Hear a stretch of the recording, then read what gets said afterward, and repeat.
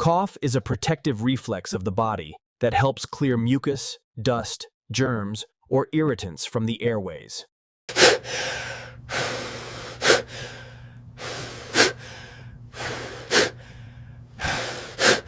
Special nerve endings called cough receptors are present in the throat, trachea, and bronchi. These receptors detect irritation. Once activated, cough receptors send signals through nerves to the cough center in the brainstem. Cough occurs when the lining of the respiratory tract gets irritated due to infection, dust, smoke, allergy, or excess mucus.